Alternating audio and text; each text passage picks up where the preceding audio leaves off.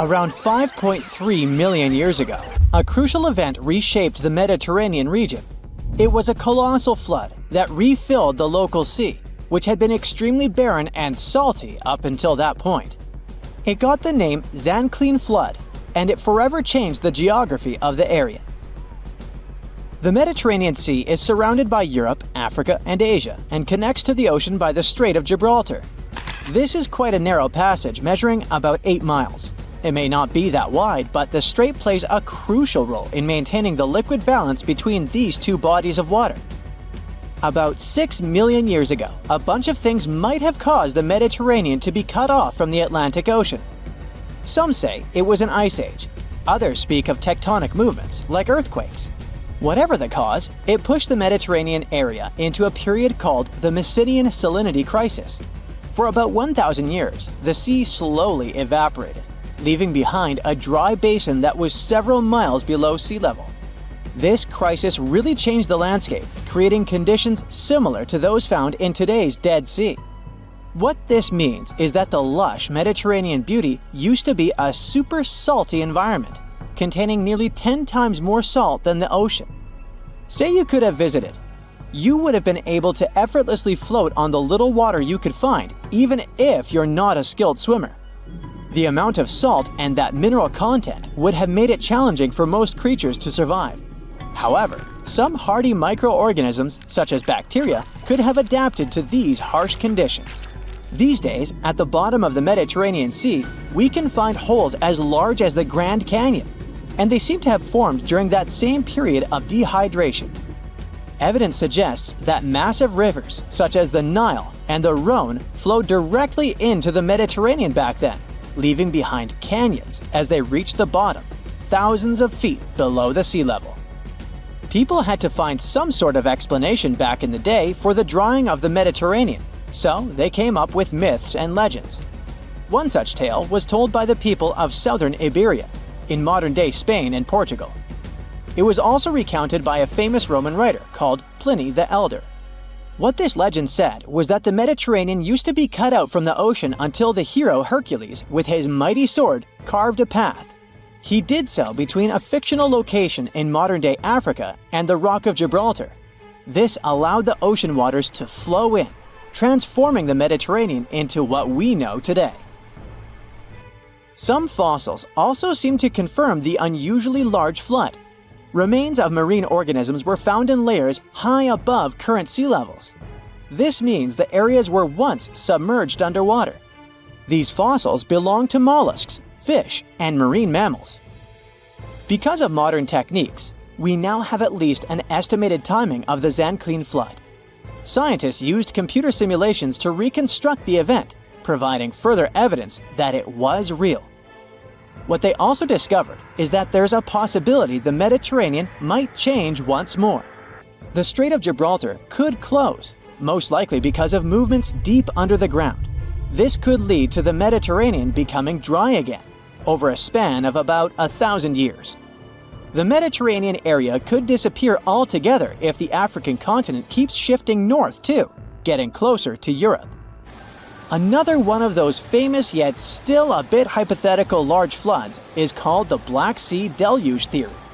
Some scientists think that around 8,400 years ago, water from the Mediterranean might have spilled over into the Black Sea through a narrow passage called the Bosporus Strait. This could have caused a massive disaster, forcing people living near the Black Sea to pack up their things and move further inside the continent in both Europe and Asia. Along with them, they might have carried stories about this colossal flood. The specialist that came up with this idea also suggested that these migrating people might have brought along new ways of farming. Not everyone from the scientific community is convinced, though.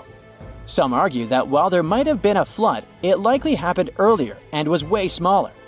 They didn't think this flood could have caused, for example, the story of Noah's Ark. In this legend, a spiritual man was warned by a higher entity that a giant flood was on its way. The man went to gather pairs of animals and pack them all in a boat to make sure these species would survive the devastating flood. There was also the concern among scholars that discussing real floods and ancient stories too much might blur the lines between science and fiction. There may be other reasons why these flood stories are so often found across different cultures all over our planet. One idea is that floods were incredibly destructive for early farmers, so they invented myths about them signaling the end of the world. Another idea is that people stumbled upon ancient sea creature fossils in unusual places, leading them to believe there was a significant flood in the past. The solution to future floods, though, might be floating cities. As sea levels continue to rise, coastal cities like Amsterdam, New Orleans, and Venice may go under. So, floating infrastructure may be the way to go, with buildings that can rise with the water levels, making them able to resist extreme weather too. Countries like the Netherlands, which have a history of managing water risks, are pioneering these floating creations. With cities running out of space for expansion, we might be forced to move on water anyway. By moving on the water, we can reduce crowding and create more interesting ways to feed ourselves, like floating gardens. These homes also come with great alternatives to our energy needs through systems that use solar and wind power. Not to mention that these homes might turn out to be cheaper in the long run. One such floating city might pop up soon in the Maldives. Its goal is to host up to 20,000 people and will feature places to live and eat, but also shops and schools. Designed to look like coral, the region will include canals placed between some 5,000 floating pieces of land. The city will be constructed using modular units, put together in a construction site nearby. After they're completed, they'll be towed to the floating city. The next step is to secure them to a large underwater concrete hull, which is screwed tightly to the seabed on some steel stilts. All these pieces of construction let the modular units easily move as naturally as the sea. Even for those that are afraid of seasickness, there's a solution. That's what the nearby coral reef is for. It will surround the city, making a natural wave breaker. Human-made coral banks will also be placed underneath the city, which will also help coral grow naturally. The long-term goal is to make the establishment self-sufficient. It will have electricity, mostly from on-site solar power. Waste will be treated nearby and reused as plant fertilizer. Instead of air conditioning, the city will use deep-sea water cooling. This method pumps cold water from the deep sea to cool the area, saving energy. Earth is not the only planet that's seen some serious floods. In ancient times, Mars seems to have experienced them too, and they played an important role in shaping its surface. Recent research reveals that billions of years ago, Mars was heavily affected by some serious river flooding, which contributed to the formation of its valleys and canyons. The reason for these floods was heavy rainfall, which reshaped the Martian landscape in a jiffy, at times even within days or weeks.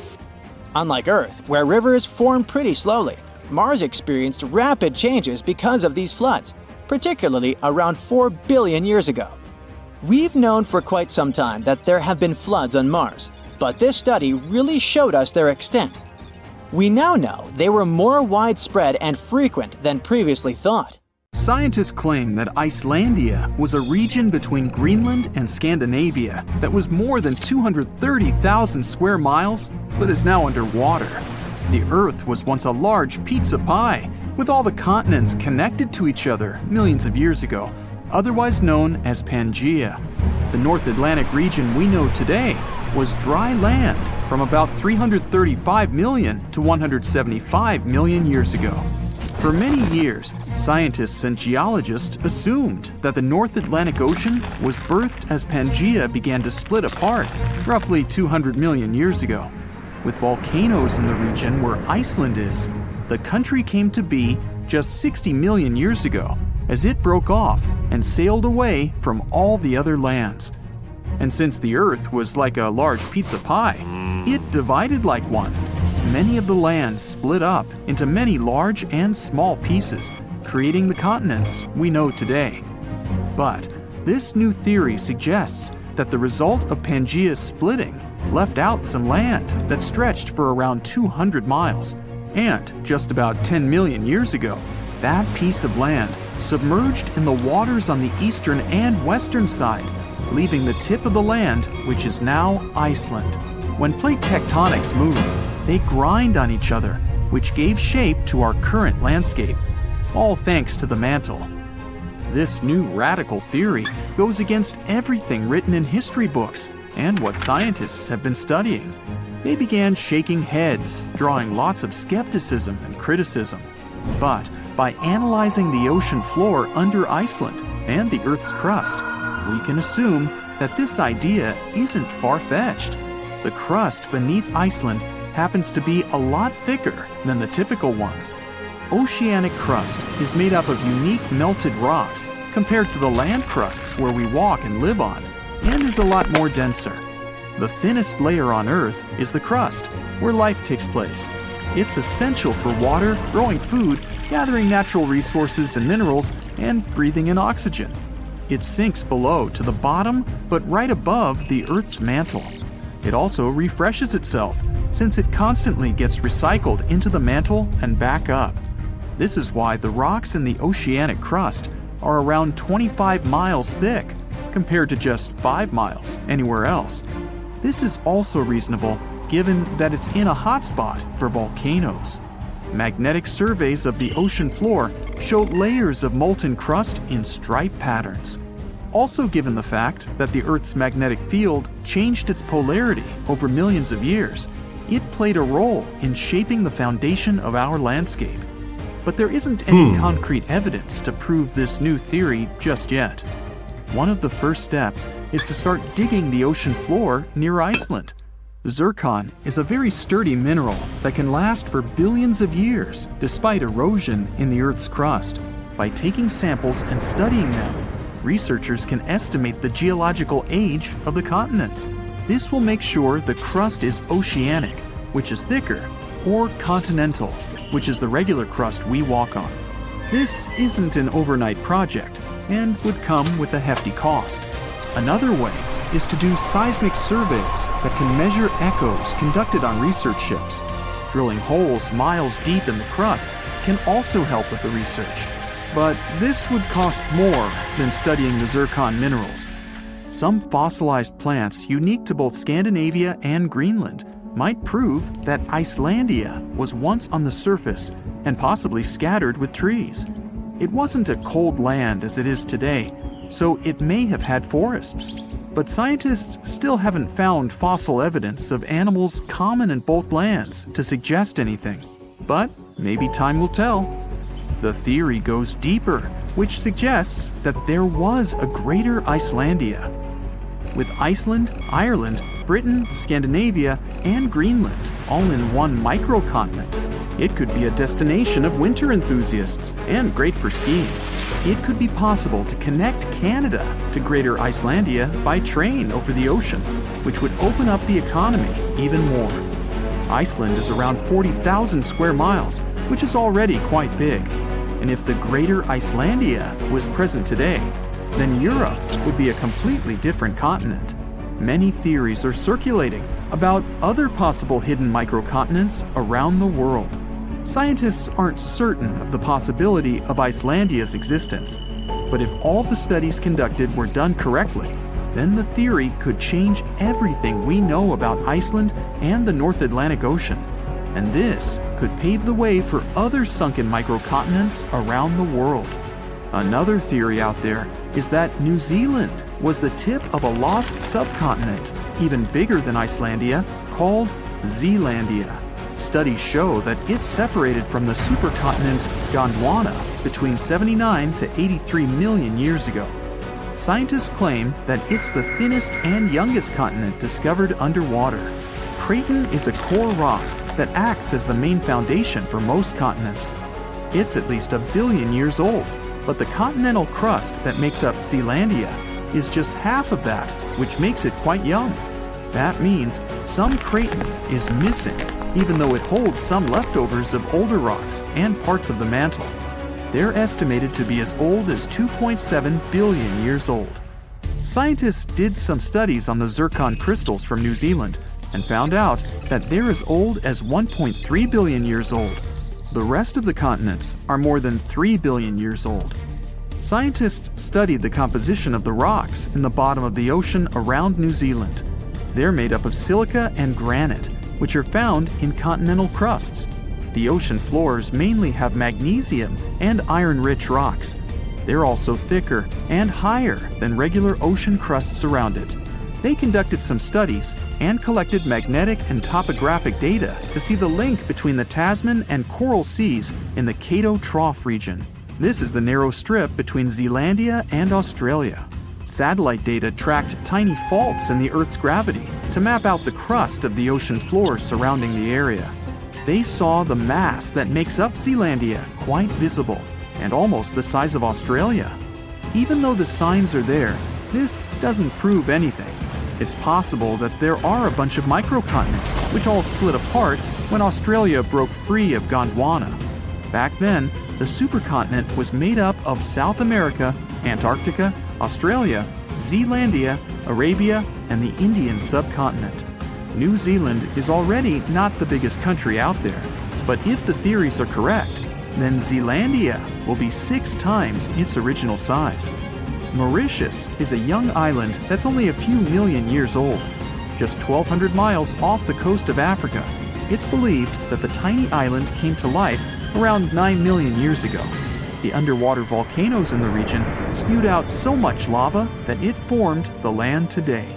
But scientists found zircon rocks that are more than 3 billion years old. It may also be part of a continent submerged underwater called Mauritia, which is just a quarter of the size of Madagascar. The zircons they found were embedded in solid rocks and not just in the sand, which may rule out that they just washed up on shore from another continent. Some scientists are still not convinced. They suggest that discovering rocks that stand out from the other typical ones brought by an eruption could skew the scientific community to this theory. But just like how Icelandia could be part of Greater Icelandia, Mauritia was once called Rodinia, which consisted of India and Madagascar. Theories suggest that Mauritia was covered in water when India broke away from Madagascar, something like 85 million years ago. Around 5.3 million years ago, a crucial event reshaped the Mediterranean region. It was a colossal flood that refilled the local sea, which had been extremely barren and salty up until that point. It got the name Zanclean Flood, and it forever changed the geography of the area.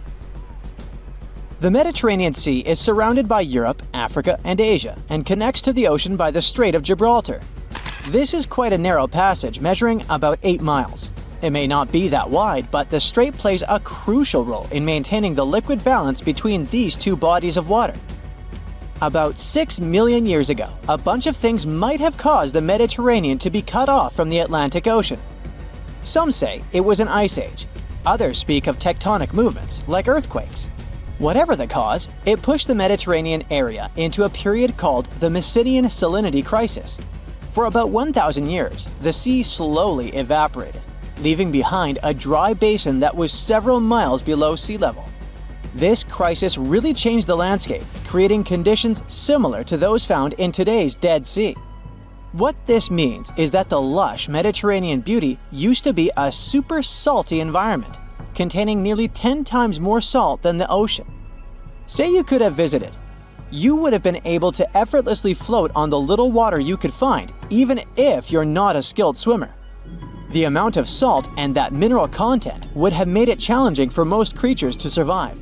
However, some hardy microorganisms, such as bacteria, could have adapted to these harsh conditions. These days, at the bottom of the Mediterranean Sea, we can find holes as large as the Grand Canyon, and they seem to have formed during that same period of dehydration.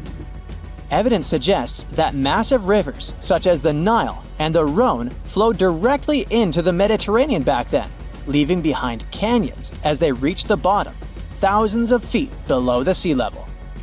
People had to find some sort of explanation back in the day for the drying of the Mediterranean, so they came up with myths and legends.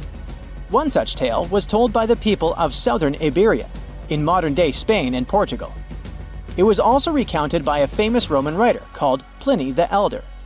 What this legend said was that the Mediterranean used to be cut out from the ocean until the hero Hercules, with his mighty sword, carved a path. He did so between a fictional location in modern-day Africa and the Rock of Gibraltar.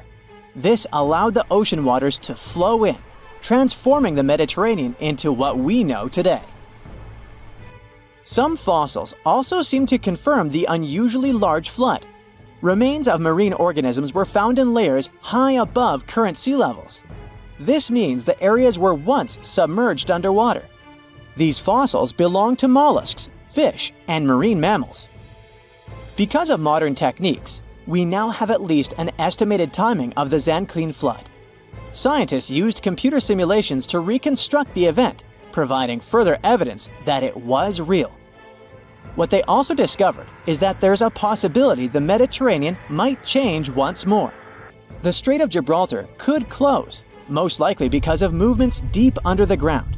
This could lead to the Mediterranean becoming dry again, over a span of about 1,000 years.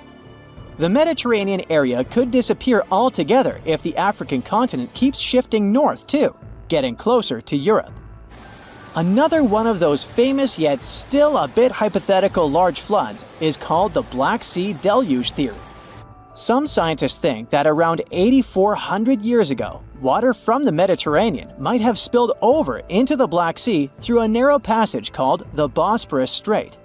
This could have caused a massive disaster, forcing people living near the Black Sea to pack up their things and move further inside the continent in both Europe and Asia.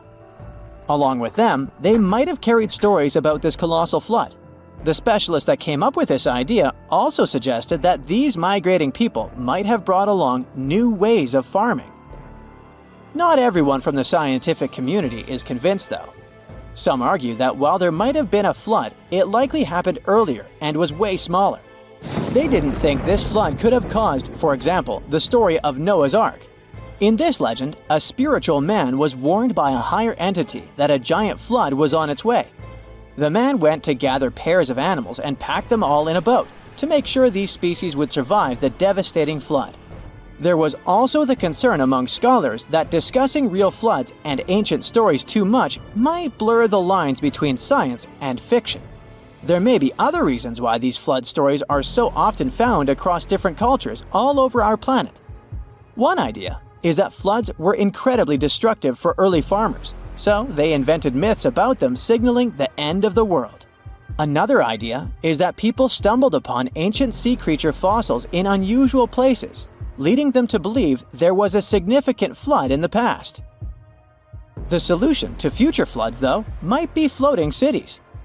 As sea levels continue to rise, coastal cities like Amsterdam, New Orleans, and Venice may go under. So, floating infrastructure may be the way to go, with buildings that can rise with the water levels, making them able to resist extreme weather too. Countries like the Netherlands, which have a history of managing water risks, are pioneering these floating creations. With cities running out of space for expansion, we might be forced to move on water anyway. By moving on the water, we can reduce crowding and create more interesting ways to feed ourselves, like floating gardens. These homes also come with great alternatives to our energy needs through systems that use solar and wind power. Not to mention that these homes might turn out to be cheaper in the long run. One such floating city might pop up soon in the Maldives. Its goal is to host up to 20,000 people and will feature places to live and eat, but also shops and schools. Designed to look like coral, the region will include canals placed between some 5,000 floating pieces of land. The city will be constructed using modular units, put together in a construction site nearby. After they're completed, they'll be towed to the floating city. The next step is to secure them to a large underwater concrete hull, which is screwed tightly to the seabed on some steel stilts. All these pieces of construction let the modular units easily move as naturally as the sea. Even for those that are afraid of seasickness, there's a solution. That's what the nearby coral reef is for. It will surround the city, making a natural wave breaker. Human-made coral banks will also be placed underneath the city, which will also help coral grow naturally. The long-term goal is to make the establishment self-sufficient. It will have electricity, mostly from on-site solar power. Waste will be treated nearby and reused as plant fertilizer. Instead of air conditioning, the city will use deep-sea water cooling. This method pumps cold water from the deep sea to cool the area, saving energy. Earth is not the only planet that's seen some serious floods. In ancient times, Mars seems to have experienced them too. and they played an important role in shaping its surface. Recent research reveals that billions of years ago, Mars was heavily affected by some serious river flooding, which contributed to the formation of its valleys and canyons. The reason for these floods was heavy rainfall, which reshaped the Martian landscape in a jiffy, at times even within days or weeks. Unlike Earth, where rivers form pretty slowly, Mars experienced rapid changes because of these floods, particularly around 4 billion years ago. We've known for quite some time that there have been floods on Mars, but this study really showed us their extent. We now know they were more widespread and frequent than previously thought. Scientists claim that Icelandia was a region between Greenland and Scandinavia that was more than 230,000 square miles, but is now underwater. The Earth was once a large pizza pie, with all the continents connected to each other millions of years ago, otherwise known as Pangaea. The North Atlantic region we know today was dry land from about 335 million to 175 million years ago. For many years, scientists and geologists assumed that the North Atlantic Ocean was birthed as Pangaea began to split apart roughly 200 million years ago. With volcanoes in the region where Iceland is, the country came to be just 60 million years ago as it broke off and sailed away from all the other lands. And since the Earth was like a large pizza pie, it divided like one. Many of the lands split up into many large and small pieces, creating the continents we know today. But this new theory suggests that the result of Pangaea's splitting left out some land that stretched for around 200 miles. And just about 10 million years ago, that piece of land submerged in the waters on the eastern and western side, leaving the tip of the land, which is now Iceland.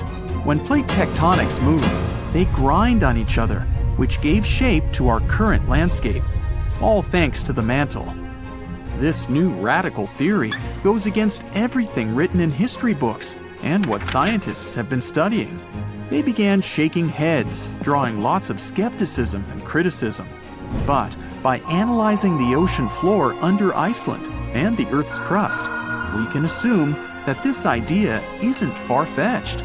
The crust beneath Iceland happens to be a lot thicker than the typical ones. Oceanic crust is made up of unique melted rocks compared to the land crusts where we walk and live on, and is a lot more denser. The thinnest layer on Earth is the crust, where life takes place.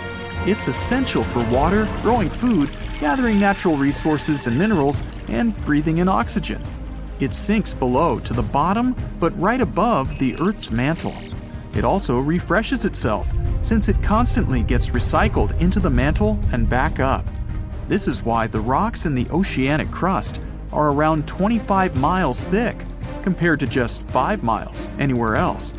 This is also reasonable given that it's in a hotspot for volcanoes. Magnetic surveys of the ocean floor show layers of molten crust in stripe patterns. Also, given the fact that the Earth's magnetic field changed its polarity over millions of years, it played a role in shaping the foundation of our landscape. But there isn't any concrete evidence to prove this new theory just yet. One of the first steps is to start digging the ocean floor near Iceland. Zircon is a very sturdy mineral that can last for billions of years despite erosion in the Earth's crust. By taking samples and studying them, researchers can estimate the geological age of the continents. This will make sure the crust is oceanic, which is thicker, or continental, which is the regular crust we walk on. This isn't an overnight project and would come with a hefty cost. Another way is to do seismic surveys that can measure echoes conducted on research ships. Drilling holes miles deep in the crust can also help with the research. But this would cost more than studying the zircon minerals. Some fossilized plants unique to both Scandinavia and Greenland might prove that Icelandia was once on the surface and possibly scattered with trees. It wasn't a cold land as it is today, so it may have had forests. But scientists still haven't found fossil evidence of animals common in both lands to suggest anything. But maybe time will tell. The theory goes deeper which suggests that there was a greater Icelandia. With Iceland, Ireland, Britain, Scandinavia, and Greenland all in one microcontinent, it could be a destination of winter enthusiasts and great for skiing. It could be possible to connect Canada to Greater Icelandia by train over the ocean, which would open up the economy even more. Iceland is around 40,000 square miles, which is already quite big. And if the Greater Icelandia was present today, then Europe would be a completely different continent. Many theories are circulating about other possible hidden microcontinents around the world. Scientists aren't certain of the possibility of Icelandia's existence, but if all the studies conducted were done correctly, then the theory could change everything we know about Iceland and the North Atlantic Ocean. And this could pave the way for other sunken microcontinents around the world. Another theory out there is that New Zealand was the tip of a lost subcontinent, even bigger than Icelandia, called Zealandia. Studies show that it separated from the supercontinent Gondwana between 79 to 83 million years ago. Scientists claim that it's the thinnest and youngest continent discovered underwater. Craton is a core rock that acts as the main foundation for most continents. It's at least 1 billion years old, but the continental crust that makes up Zealandia is just half of that, which makes it quite young. That means some craton is missing, even though it holds some leftovers of older rocks and parts of the mantle. They're estimated to be as old as 2.7 billion years old. Scientists did some studies on the zircon crystals from New Zealand and found out that they're as old as 1.3 billion years old. The rest of the continents are more than 3 billion years old. Scientists studied the composition of the rocks in the bottom of the ocean around New Zealand. They're made up of silica and granite, which are found in continental crusts. The ocean floors mainly have magnesium and iron-rich rocks. They're also thicker and higher than regular ocean crusts around it. They conducted some studies and collected magnetic and topographic data to see the link between the Tasman and Coral Seas in the Cato Trough region. This is the narrow strip between Zealandia and Australia. Satellite data tracked tiny faults in the Earth's gravity to map out the crust of the ocean floor surrounding the area. They saw the mass that makes up Zealandia quite visible and almost the size of Australia. Even though the signs are there, this doesn't prove anything. It's possible that there are a bunch of microcontinents which all split apart when Australia broke free of Gondwana.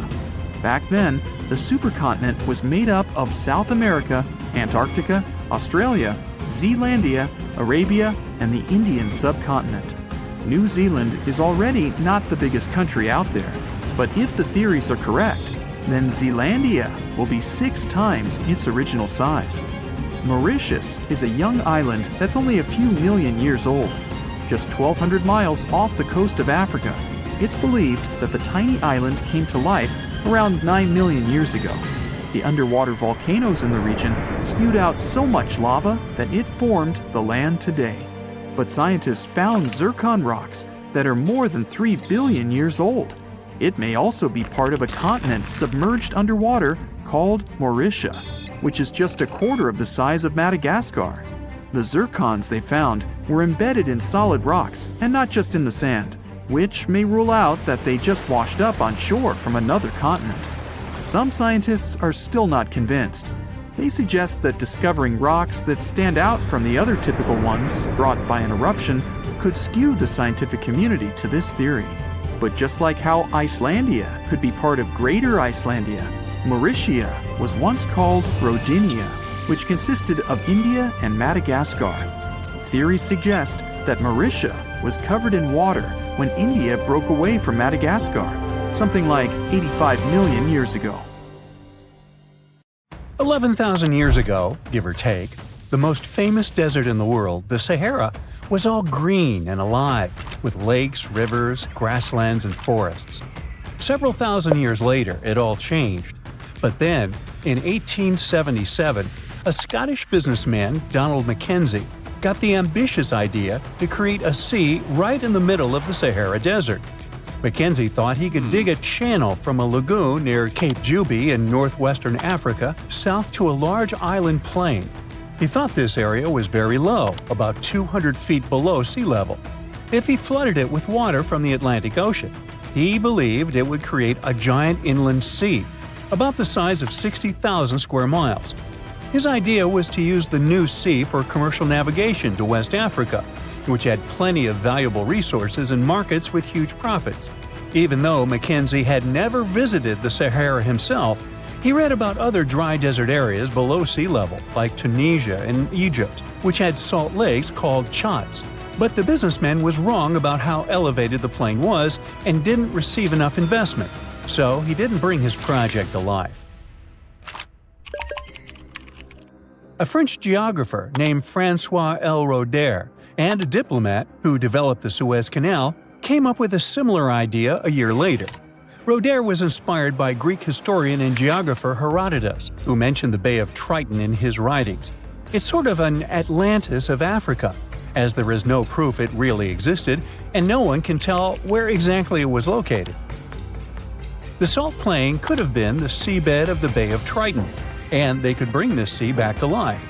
So the French crew thought they could dig a channel from the Mediterranean Sea into a seasonal salt lake in present-day Tunisia. Water would flow into dry basins and create an inland sea. They were hoping it would be around 3,000 square miles in area and 75 feet deep. It would definitely require a huge amount of water. The new sea was supposed to turn the dry desert into a flourishing garden. The climate in the area would become cooler, and there would be more rainfall in the region. And here comes the best part for the French. They'd replace trade caravans with steamships and generate more profit. The cost of this project would be almost $1 billion in today's money. Some people got worried that this new sea would create swamps full of dangerous bacteria. The French authorities stopped the project when they found out that many areas that would be involved were not below sea level, and the plan was just impossible. Now, some people were also afraid it could tilt the Earth on its axis in a dangerous way, or cool down Europe to the point there would be a new ice age. But the idea lived on, and most recently, Egypt was considering flooding the Qattara Depression in eastern Sahara through a canal or tunnels from the Mediterranean Sea. Water would evaporate quickly because of the desert climate, and a controlled balance of inflow and evaporation would let them generate huge amounts of hydroelectric power. But the project involved using atomic power to carve the new channel, and it didn't come to be. Famous writer Jules Verne described the flooding of the Sahara in his final novel, Invasion of the Sea. In the book, the scientists didn't proceed with their plans to turn the desert into a sea, but an earthquake did the job for them. So if the book comes to life, we might go swimming at a new Sahara sea resort in the future. Another massive flooding project has to do with Lake Erie in Australia. When it fills up completely, it becomes the largest lake on the continent. It happens only a few times a century, and when it does, the lake has the same salinity as seawater. When it dries up, it becomes extra salty. There was an idea to flood Lake Erie with seawater using a big canal or pipeline. It was supposed to make more water evaporate, and it could bring more rain to nearby areas. But when scientists did their math, they saw that the extra rainfall would be very small.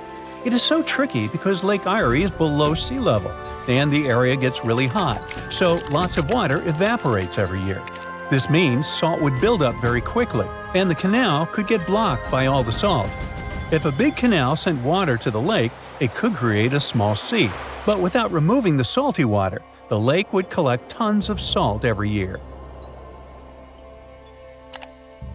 In 1930, several British scientists suggested freeing 100,000 square miles of the North Sea from water.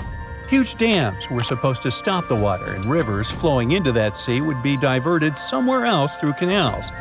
There would be a railroad connecting London to Berlin and a bridge across the English Channel. Antwerp and London would keep their access to the sea, and Rotterdam would lose its busy port. This idea never became a reality, but quite recently, one Dutch and one German scientist came up with a similar project. Their idea is to build a dam that would be 295 miles long between North Scotland and West Norway, and another section between West France and southwest England. The scientists did some math and figured out that the project would cost somewhere between $276 and $552 billion. Sounds like a lot of money, but it could save around 25 million people living in 14 European countries from high water. So if we spread that budget over 20 years, the cost would be 0.1% of their combined GDP. And although it looks like science fiction, we already have the technology to build something like that. The depth of the North Sea between France and England is hardly over 328 feet and is around 416 feet between Scotland and Norway. We can already build fixed platforms in depth over 1,600 feet, so it should be fine. This project would turn most of the North Sea into a huge freshwater lake with no tides, and it would mean huge changes in its ecosystem. Plus, it would become more expensive to ship goods across this sea. The fishing industry would lose huge amounts of money, and it would also cost a lot to build huge pumps to transfer all of the river water that currently flows into the North Sea to the other side of the dam. So, the best that scientists can do is monitor the situation and hope there won't be a need for such a dam. Meanwhile, a German architect and engineer came up with another huge dam idea in the 1930s. It was supposed to completely change the inside of Africa with giant inland seas. The plan was to build a huge dam on the Congo River where it flows through some deep, narrow valleys after joining with the Kwa River. This would create a massive lake that would be bigger than the states of California, Nevada, and Oregon combined. Once this giant lake filled up, it would overflow into another river, which would then pour into the Sherry River, one of the rivers that feeds Lake Chad. Lake Chad would grow much larger, just like it was believed to be 10,000 years ago. The water would flow from the lake through Algeria and Tunisia right into the Mediterranean Sea. This new river would be big enough for ships to travel. It could replace trains or planes and would make it much easier to move goods and people across Africa. Back then, people didn't think much about how this could hurt nature and focused on how it would help the economy. So, a few years ago, in 2019, folks in Australia said they liked an old idea with a new twist, using extra floodwater from the north to help dry areas in the west and south. This plan got the name of the New Brainfield Scheme. It was based on an old idea from the 1930s. The idea was to catch floodwater from the north and move it to the south and west. But the original plan never actually happened. Over the years, lots of experts said it wouldn't work. They thought it was too expensive and too tricky to build, even though it could potentially help fix drought problems in dry parts of Queensland. The original idea appeared a long time ago, when an engineer named John Brainfield got a big idea.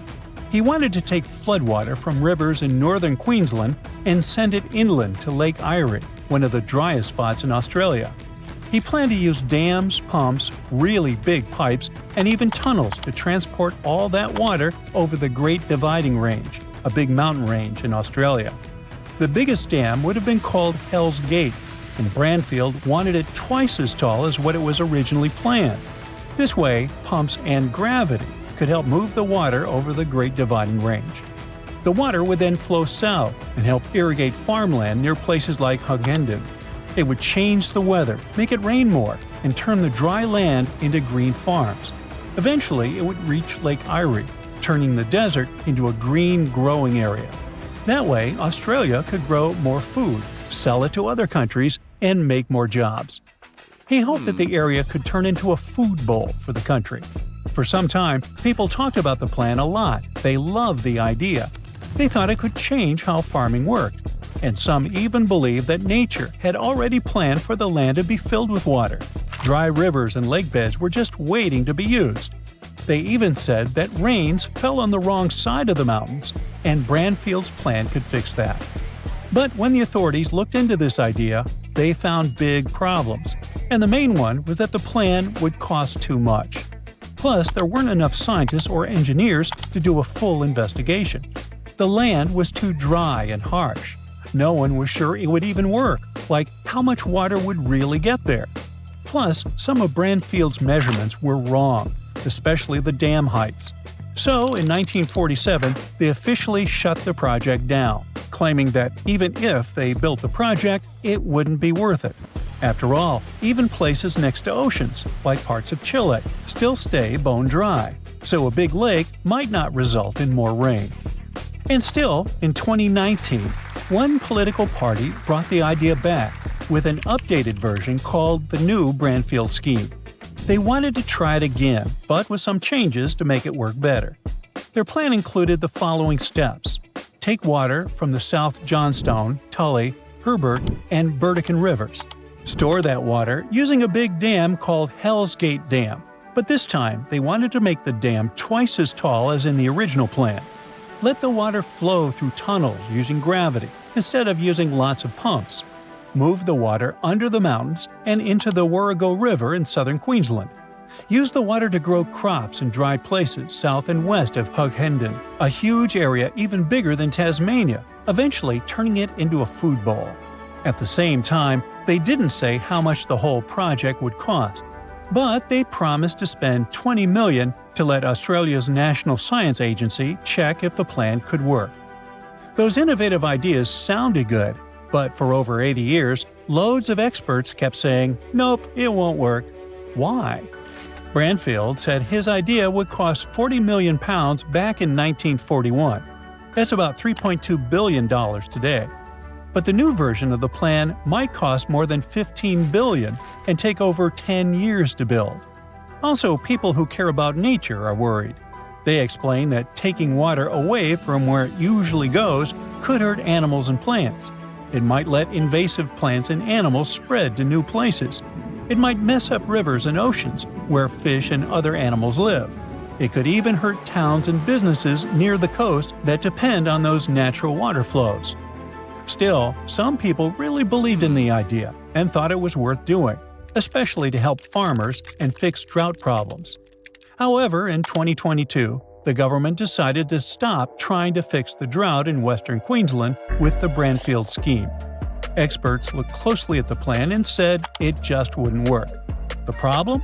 There's not enough water all the time to make it happen. Apparently, the new cost of the plan would have been over $30 billion. That's a huge amount of money. You could buy yourself a fleet of private jets and luxurious yachts, and more.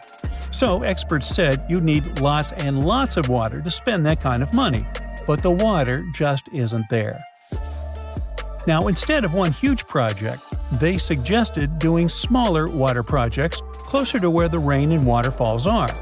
These smaller projects, called mini Brandfield grids, would be in 4 places along the Queensland coast. Those little grids could share water when some places had more or less rain. Other scientists looked at the plan too, and they agreed. Even if things went super well, the Brandfield scheme would still cause problems and cost way too much, while the mini water grids project looks more plausible. They think the dry parts west of the mountains will do better without the full-scale Brandfield scheme. There are easier and cheaper ways to help those places grow and get water. So the big plan was dropped, and now they're looking at smarter, smaller ideas to help with water and farming. And the matter is quite urgent. Australia is a super dry place, one of the driest places people actually live in. When there's a drought, there's not much water around. That means farms don't grow as much food, and that can cause a lot of problems. In the future, droughts are likely to happen more often and be worse. That's why it's necessary to start getting ready now. Experts are working on something called the Drought Resilience Mission, trying to figure out how to deal with droughts better in the future. One of them looked at how much droughts actually cost Australia.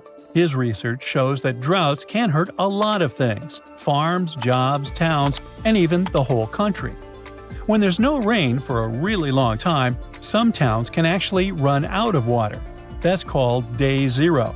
It's when the taps in people's houses get turned off because there's just no water left.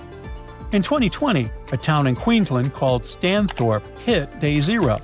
About 50 other towns were really close too. When such a situation happens, the only way to get water is by bringing it in with trucks, and that's super expensive. Stanthorpe had to get around 20 trucks of water every day for a year and a half. It cost them about $800,000 every month. In the end, they spent over $14 million just to have water. Luckily, it started raining again and filled the dams back up. But the authorities are working on ways to stop this kind of thing from happening again. They want to help towns be ready so they never run out of water like that. Because drought just doesn't mess with water, it can also mess with people's health. When everything dries up, plants vanish and the soil gets loose. Then the wind picks it up and makes huge dust storms. Those dust clouds can blow really far, even into such big cities as Sydney. That's what happened in 2018. The air got so bad that kids, older people, and anyone with breathing problems had to be extremely careful. The dust ruined some crops and made different foods, even fruit, unsafe to eat. There's a country that runs on volcanoes, rivers, and lakes for power. Sounds like a fantasy game setting, but it's all true. Welcome to New Zealand. This island nation already gets about 85% of its electricity from renewable resources like hydro, geothermal, and wind. That's impressive, but it's actually just getting started. Now, let's zoom in on a place called the South Taranaki Bight. It's a stretch of sea off the west coast of the North Island. At first glance, it looks just like any other tropical postcard location, but it's hiding New Zealand's clean energy jackpot. It's all about the South Taranaki Offshore Wind Project. This game changer in the world of green power will build wind turbines in the ocean, enough to generate almost 1 gigawatt of clean electricity. That's roughly enough to power over 430,000 homes. To put that into perspective, that's almost a quarter of all the households in New Zealand. If the country can pull this off, it won't just become greener. It'll kickstart an entirely new profitable industry: offshore wind. It means over 600 new jobs in construction, operations, and maintenance. And these jobs are future-proof. The kind that won't disappear as the world moves away from oil and gas. It also means more tech development for the country, and of course, more energy independence. Experts also believe it will secure more business investment in New Zealand, and the entire offshore wind sector should bring in around $30 billion to the country's GDP between now and 2050. The South Taranaki Bight is a perfect location for this project. It gets consistent, powerful winds, not stormy and chaotic, but steady and useful. That's exactly what you want for wind turbines. And the seabed here is deep, but not too deep, which is ideal for turbine platforms. They usually build traditional wind turbines on land or in shallow water where they can stand on firm foundations. But the ones planned here are offshore wind turbines, which means engineers can install them in deeper water, further from land, and in stronger wind zones. The electricity the turbines generate will move to a major onshore connection point through cables. From there, it will travel via national grid infrastructure to power homes, businesses, and industry. To make all this happen, the project team has already laid the groundwork. One of the coolest things they've done so far is a floating LiDAR campaign. LiDAR means light detection and ranging. And it's like radar, but with lasers. They put this high-tech gear on a floating buoy that stays in the ocean for months. It collects crazy precise data about wind speeds, wave patterns, sea temperature, currents. That's all the stuff you need to plan an offshore power plant. If the project works out, it will take New Zealand to a new green level. Right now, the country still uses fossil fuels during peak demand times, or when the hydro lakes run low. Most of those fossil fuels come from overseas, and they're expensive, polluting, and unreliable. But if offshore wind goes big, it could plug those energy gaps, especially during winter when winds are stronger and electricity use spikes.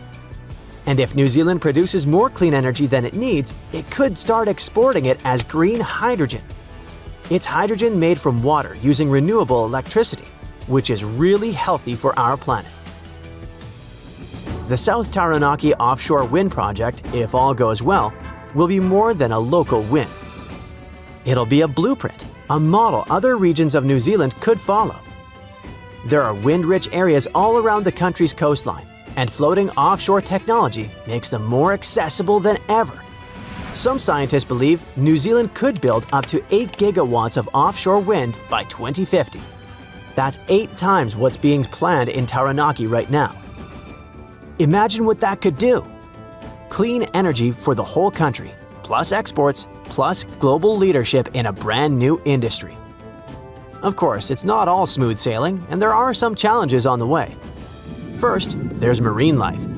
Any large ocean project needs to be careful about how it affects whales, dolphins, fish, and seabirds. That's why scientists are studying marine baseline in the early planning stages to map out the local ecosystem and avoid any harm to it. They've already started this process in the Taranaki Bight and are gathering information so turbines can be placed where they'll do the least damage. There's also a high cost. Offshore wind is more expensive than onshore right now, but costs are dropping as the tech improves and scales up. Plus, the long-term benefits, cleaner air, local jobs, energy security, make it worth it. And then there are potential problems with authorities, local tribes, iwi, and the community. They all must support the project for it to become a reality, and it's not always working out. For example, when a 34-page review article about the risks of the wind farms for the environment came out, local authorities were reviewing it. But if everything goes well, construction in the South Taranaki Bight could begin in the late 2020s. Iceland is a great example of a country where green, renewable energy works and rules. 9 out of 10 homes in this country stay warm thanks to underground geothermal heat. Thanks to its wild geology with volcanoes, hot springs, and glaciers, Iceland is packed with natural energy. It sits right on a super active part of the Earth's crust, where 2 tectonic plates meet. That's why it has so much geothermal power and hot water just bubbles up from below. Glaciers cover 11% of the country, and when they melt in the warmer months, they feed rivers that flow down from the mountains. That water's energy is turned into hydropower. Plus, Iceland also has lots of wind power potential. They just haven't tapped into it much yet. The only major thing still using fossil fuels in Iceland is transport, like cars and planes. But it wasn't always this way. Not long ago, Iceland relied mostly on imported oil and coal, especially before the 1970s. Back then, they mostly used geothermal energy for bathing and washing clothes. The change came when oil prices went up like crazy, and Iceland realized importing fuel was just too risky and expensive.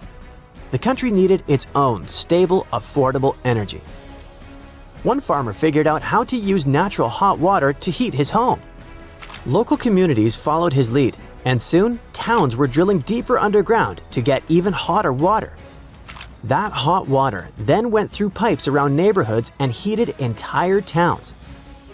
It worked so well that the authorities set up a special fund to give out loans for geothermal drilling. Others started building small hydro plants. By 1950, Iceland had over 500 tiny hydropower stations powering farms and villages. Later, the authorities stepped in again to attract big international companies. If Iceland could offer cheap green power, maybe new industries would move in, create jobs, and help grow the economy. That plan worked, and it also helped build a country-wide power grid. And it was all possible, not just because Iceland has amazing natural resources, but also thanks to teamwork of the authorities and regular citizens. A lot of countries today face the same problems. Nepal, for example, has tons of hydropower potential, but needs investment. Countries in East Africa have loads of underground geothermal energy, but not enough training or tech to use it. Iceland has been sharing what they know for decades. Since 1979, over 1,000 people from other countries have gone there to study geothermal energy. Icelandic companies have helped build geothermal systems in more than 50 countries, including the world's biggest one in China, which now heats homes for over 1 million people. And you don't even need volcanoes to use geothermal energy. New technology means you can use lower temperatures to heat and cool buildings. Paris, for example, has one of Europe's largest geothermal heating systems. Around 25% of Europeans live in places where this tech could work. I've made a list of some of the creepiest abandoned projects in the world. There's everything from ghost scrapers to bygone amusement parks. Fancy a tour? If you've ever seen Martin Scorsese's Shutter Island, you know how eerie islands can be extremely creepy. Even though this abandoned place looks like the set of a horror movie, it's as real as it gets. The so-called Hashima Island lies 9 miles from the city of Nagasaki. It's been abandoned for almost 50 years. You see, when humans leave buildings unoccupied and unattended in deserted areas for quite some time, nature usually takes over. Judging by the looks of it today, I would have never guessed that Hashima Island was a hub for undersea coal mining. All the coal extracted from the area would be shipped to the rest of Japan to fuel the country's swift industrialization process. But mineral resources are finite, we know that. So, when the coal reserves started to empty, there was not so much for people to do around the area. Which leads us back to today. If you're feeling adventurous, you can take a boat ride from Nagasaki to Hashima Island and experience this dystopian sci-fi city firsthand.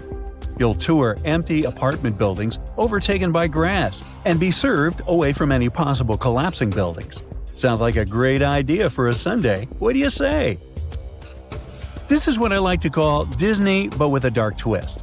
In 2014, a group of developers thought it would be a great idea to build a luxurious villa of Disney-like castles in the middle of a Turkish forest area. They were aiming for upper-class Europeans who had something from 375,000 to 500,000 euros in their pockets to invest in the endeavor.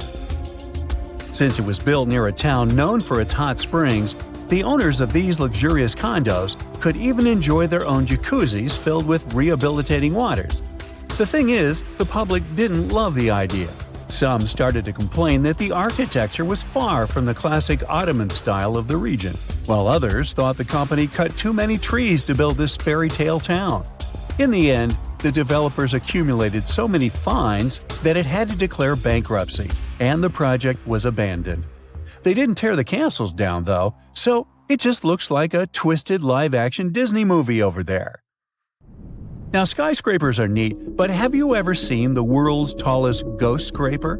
The Golden Finance 117 was supposed to be the centerpiece of the Golden Metropolitan Scheme, a sprawling man-made town owned by billionaire Payne Su-tong. The mini-city would be a residential and commercial hub, minutes away from downtown Tianjin. It would be filled with French and Italian-style manors, a polo club, and even a wine museum.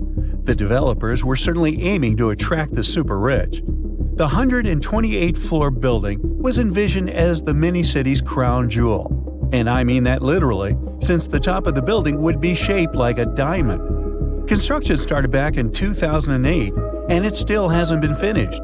The overall project was estimated to cost $10 billion, but because of several unfortunate events, it never fully materialized. Some say that the project was probably doomed from the start, since the people who could afford to live somewhere like that wouldn't want to pay so much to live in a second-tier industrial city. Oh, and as you might remember, there was a big economic recession back in 2008 that really slowed things down. Still, this enormous ghost scraper was the 5th tallest building in the world at the time. Now, if you had to pick 3 words synonymous with utopia, what would you choose? I'd say things like happiness, peace, and abundance. This meant-to-be utopian city couldn't be further away from these qualities, though. Welcome to the Mojave Desert, located in California. Can you see the city grid on the sandy ground? These lines are the remains of a utopian city that never made it to its final stage. This town was supposed to be called California City. The utopian town was envisioned by Nate Mendelsohn, a university professor who studied a lot about urban planning. The project began in the late 1950s when he bought over 80,000 acres of land in the desert. He thought of a place where families would thrive. At the time, housing was affordable, and the town came equipped with leisure options such as a golf course, swimming pool, and recreation fields. Some people did buy lots over there, but the project was interrupted. That's why, if you're driving outside of LA, you might see a small island of houses, which is a tiny fraction of what California City was supposed to be. What European country would you say is filled with abandoned places? If you said Spain, then you got it right. Let's name a few. What was once planned to be a luxury resort is now a graffiti haven. The place started to be built in 1969, but just a year later, construction halted. In Ibiza, you'll also find something called the Festival Club. You see, Ibiza wasn't always the party place it is today. This club opened its doors in 1972, but 2 years later, Spain lived through a big oil crisis and fewer tourists went to visit the island. The club was eventually abandoned, and today, visitors come to check out the graffiti art. The exterior of the houses is in perfect shape, which makes it hard to believe that all these houses were left to their own luck. According to the explorer who found them, they've been abandoned since 2008. Again, that terrible year of recession. The company that built it went broke in the final quarter of construction of the condo and abandoned the project at its very final stage. What a sad ending. Now, in Miami Beach, you'll find a luxurious abandoned hotel that once hosted a Beatles concert. In the late 1950s, it was the go-to spot for celebrities such as Frank Sinatra. Today, the Deauville Resort has already been demolished. It was shut down in 2017 after a fire damaged some of the building structures. For a while, they decided to leave the hotel as it was, with its furniture and memorabilia still inside. Let's see what it looked like. The main entrance and lobby gave out a lot of 1950s vibe. The kitchen was still equipped with dishware and cutlery. The bathrooms had stalls and hairdryers available for use. And one could find electronic room keys thrown all over the floor. The hotel's main ballroom was where the magic used to happen. In 1964, the Beatles played a concert there that drove thousands of unticketed fans to stand outside, waiting to get a glimpse of the stars. The Deauville might have been a huge part of American cultural history, but today, it's nothing more than an abandoned site. Now, there is no doubt that some of the most interesting abandoned places in the world were once amusement parks. Amusement parks are usually filled with so much laughter and joyful times. But not these ones. Neri Dreamland was meant to be Japan's Disney World, but the project failed with time. Today, Neri Dreamland is nothing but a dream. If you were visiting it before it was taken down, this is what you would see. Your heart would beat faster than usual when you passed a fog-covered roller coaster. Was that meant to be the Matterhorn? Yup. Everything about this place said you shouldn't be there. But you're too curious. Tossed on the park's floor, you would see reels of tickets and disfigured stuffed animals. Fancy walking through an empty diner? It's bizarre how the tables and stools were left in place. Walking through what was once a gift shop, you would see empty shelves and an old-school cash machine. Now, are you as disturbed as I am after watching this? Yikes! You're standing in the middle of a vast, empty desert in Saudi Arabia. But in the middle of that emptiness, two enormous mirrored skyscrapers rise side by side, in perfect parallel to each other. This isn't just some sci-fi concept, it's the line, the centerpiece of Saudi Arabia's boldest urban project yet. Now, Saudi Arabia is already home to some of the most ambitious architecture in the world, from Riyadh's King Abdullah Financial District to the iconic Abraj Al Bayt Towers in Mecca. They've been working hard for years.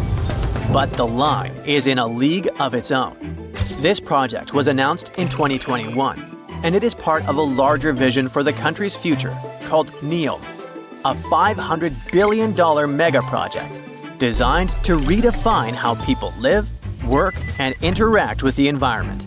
I mean, what could go wrong, right? Well, I don't know. But Nadmi Al Nasser, the longtime chief executive of the ambitious project, has recently departed. Suspicious. Even more so because NEOM's statement issued soon after did not give any plausible reason for his departure. Then, the line project itself was originally expected to cost around $200 billion. But by 2024, that number had skyrocketed to a mind-blowing $2 trillion. That's about twice Saudi Arabia's entire GDP. And if you ask independent experts, they think it could end up costing even more. At first, the plan was to build about 10 miles of the project and have 1.5 million people living there by 2030. By now, the expectations are way more modest. Only just under 1.5 miles are likely to be done by 2030, with fewer than 300,000 residents. The project has come across a lot of problems along the way. Engineering issues and management problems have caused major delays, and progress hasn't been as fast as hoped. And now, let's figure out what exactly is the line. It's a literal city made up of 2 parallel skyscrapers, each towering 1,640 feet high. That's higher than almost all the tallest skyscrapers in the world. These skyscrapers are 656 feet wide and stretch for a mind-boggling 106 miles across the northwest of Saudi Arabia, right near the Red Sea. The most astounding thing? The entire city is actually within this one structure. There are no cars, no roads, no emissions. But we'll go into detail a bit later. The complex is supposed to house 9 million people, and all of this running entirely on clean energy. Such a project aligns perfectly with Saudi Arabia's ambitious Vision 2030 plan. The outside of the skyscrapers will be covered in mirrors that will reflect the surrounding desert landscape, creating an almost seamless blend between the city and its surroundings. Inside, there will be lush parks, cascading waterfalls, flying taxis, and even robot helpers to take care of everyday tasks. They're also planning to make an artificial moon as part of the city's design. One more thing that makes the line so unique is its design. Unlike traditional cities that spread out horizontally, the line is vertical. Everything, homes, offices, parks, schools, shopping centers, are stacked on top of each other in layers. This means that residents won't need to travel long distances to get what they need. In fact, the designers promise that all amenities will be within a 5-minute walk from anywhere in the city. And while it's compact in width, the city's vertically layered structure means it can comfortably fit all 9 million residents, while leaving plenty of room for parks, natural spaces, and modern conveniences. There's even a plan for year-round climate control, keeping both indoor and outdoor spaces at comfortable temperatures, no matter how harsh the desert weather gets. Of course, even with everything close by, people will still need to get around the city. Worry not, the line has it covered in the most futuristic way possible. It features a high-speed train system that will travel from one end of the city to the other in just 20 minutes. That's 106 miles in 20 minutes with only 4 stops along the way. Imagine being able to get anywhere in the city faster than you could drive across town in most places today. Besides the train, the line will also have autonomous vehicles. Those will be cars and shuttles driving themselves with the help of advanced technology. They will handle everything from parking to going around obstacles.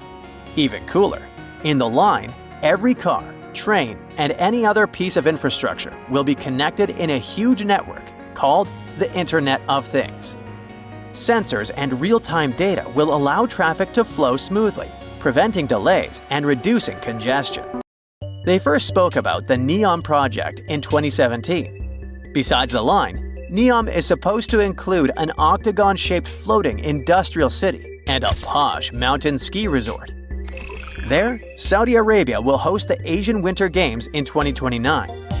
Plus, there will be the world's largest green energy plant, which will make the region self-sufficient and sustainable. The goal of NEOM is to attract people from around the world, not just to visit, but to live there. Residents will even be given their own identity, Neomians. Not everyone thinks this construction is a good idea. Some urban planners and architects have pointed out pretty big flaws in the city's straight-line layout. You see, in a regular city like Johannesburg, which covers way more ground than the line, two random people are usually only about 20 miles apart. But in the line, the average distance between two random people would be 35 miles. That's almost double, even though the line's overall area is way smaller. This setup could make it harder for people to connect socially and might be a pain to navigate, even with a high-speed train zipping through it. Now, they promise that every resident will have everything they need within a 5-minute walk, but there are doubts too. People wonder if living in a super compact, stacked-up design might end up feeling claustrophobic or even too much to handle. As for the whole mirrored exterior idea, it looks pretty cool in renderings. But there's an opinion it could actually mess with the environment. Reflecting all that sunlight in a desert might disturb local wildlife or create unexpected heat issues. The line's high-tech features sound amazing, but they come with their own set of headaches. The city is supposed to run on the Internet of Things tech and autonomous vehicles. Sounds awesome, right? But how are they going to pull that off for a 106-mile-long city? For things to run smoothly, every piece of tech, cars, trains, infrastructure, needs to be perfectly in sync, sharing tons of real-time data. If there's even a tiny glitch, it could throw a wrench into daily life for millions of people. Then there's that high-speed train. It does sound like a dream, but actually building and keeping it running in the middle of a desert is not so easy. The heat, shifting sands, and wear and tear on the tracks could cause big delays and rack up costs pretty quickly. People around the world are questioning if the line is even doable. The first inhabitants were supposed to start living there by 2030, but there are reports about scaling the project back, so that deadline feels like a big stretch. There's also a sustainability issue. The line is supposed to have zero emissions and 100% clean energy. But building something so massive is bound to take tons of resources. With all these challenges, Saudi Arabia is looking into new ways to fund the line and figure out which parts of their Vision 2030 projects to prioritize. An insider has recently said that some projects might go ahead as planned, while others could be delayed or scaled down. This lines up with what Ali Shahabi, who's on NEOM's advisory board, has said. He admitted that the Vision 2030 goals were always meant to be super ambitious. Like, almost too ambitious.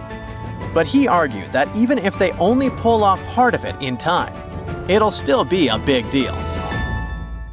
In Asia, there's a bridge that is way longer than you'd think should even be possible. The HZMB stretches 34 miles over open water, which makes it the longest sea bridge in the world. So if something this massive can make it across rough waters, why can't New Zealand just build a bridge between its two main islands? After all, we're talking about a distance of just 14 miles. And a bridge like that could seriously change life for both locals and tourists. People could just hop in a car and drive from Wellington to Picton. No more ferry hassles, no more drawn-out trips. Just one epic road journey with ocean views on both sides. So what's stopping them? Well, turns out, everything. I mean, building a bridge there is technically possible, but there are a couple reasons why experts are like, maybe not. Let's start with the obvious, the distance. The North Island and the South Island are separated by Cook Strait. Like I said, it's 14 miles wide at its narrowest point. That's not much, true. Plus, we've got the HZMB bridge, proving that, yep, it is technically possible to build a bridge over the sea to cover that distance. But we can't ignore the fact that New Zealand's geography is, well, a whole different ballgame. Cook Strait isn't exactly a calm, friendly stretch of water. It's deep, really deep. Parts of it drop to about 10,000 feet. That's like stacking 7 Empire State Buildings on top of each other. It's also a rough, moody stretch of ocean that loves tossing around ships like rubber ducks. In fact, quite a few have been wrecked in Cook Strait. And sadly, many lives were lost. You don't have to worry about it so much though, as the worst accidents happened a long time ago. The ships and ferries that cross it today are much safer. Even so, it'd be pretty hard to avoid getting seasick while crossing it. Things get even messier below the surface. The seafloor over there is uneven and unpredictable.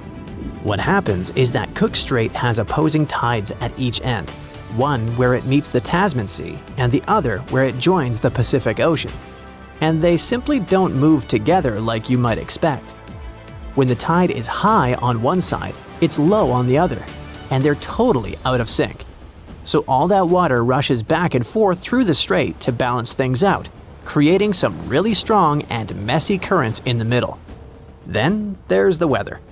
Cook Strait isn't just windy, it's probably one of the windiest places in the southern hemisphere. That's because it's located right in the middle of one of New Zealand's 3 big wind tunnels. Basically, there are places where the wind doesn't just come and go quickly. It sticks around, blowing hard for most of the year. And all of this happens because of something called the Roaring Forties. That's the name for the latitude band between 40 and 50 degrees south of the equator, where strong, persistent westerly winds are pretty common. Unlike the northern hemisphere, which has a lot of land at this latitude, the southern hemisphere is mostly ocean with just a few land masses, like New Zealand's South Island, Tasmania, and the southern tip of South America. So, these winds go wild because there's nothing to slow them down, and they just keep picking up speed. The gusts there can reach up to 150 miles per hour. So, imagine trying to cross a bridge in a car when the wind is actively pushing against you. That's not just unpleasant, it's super dangerous. Drivers can easily lose control of their cars with the wind pushing them sideways. And of course, that can lead to countless serious accidents. Now, let's talk about earthquakes. New Zealand sits right on the boundary of 2 massive tectonic plates, the Indo-Australian and Pacific plates. It's basically in the middle of a collision zone. And about 14,000 earthquakes happen in and around the country every year. Of those, only about 200 are big enough to be felt. Still, building a massive bridge under these conditions would require some serious genius-level engineering.